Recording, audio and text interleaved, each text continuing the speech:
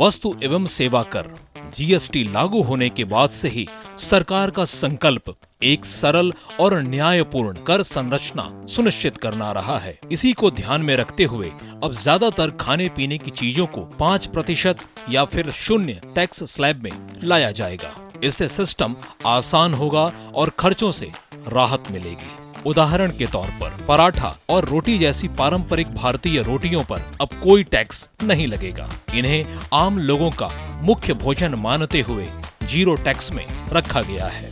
खाद्य वस्तुओं पर जीएसटी को 5% या 0 रखने से पूरी फूड प्रोसेसिंग श्रृंखला को फायदा होगा और किसान, छोटे उद्योग, एमएसएमई, दुकानदार और निर्यातक सभी लाभान्वित भी होंगे। पनीर, नमकीन, मक्खन, पास्ता जिसपे पहले 12% से 18% जीएसटी लगता था, अब 5% है।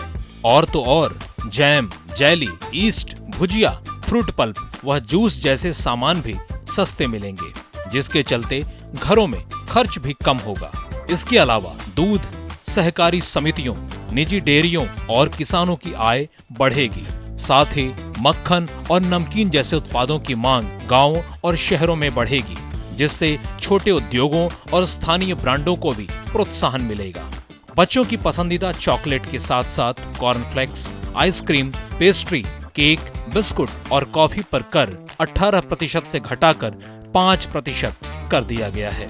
पैकेजिंग, पेपर, केस और क्रेट्स पर भी कर घटाकर 5% करने से पैकेजिंग और लॉजिस्टिक्स लागत कम होगी, जिससे उपभोक्ताओं तक वस्तुएं सस्ती पहुंचेंगी और फूड प्रोसेसिंग इकाइयों को भी राहत मिलेगी। साथ ही वाणिज्यिक ट्रकों और डिलीवरी वैन पर जीएसटी 28% से घटाकर 18% कर दिया गया है। ट्रक भारत की सप्लाई चेन की रीढ़ है और लगभग 65 से 70% माल परिवहन इन्हीं के जरिए होता है।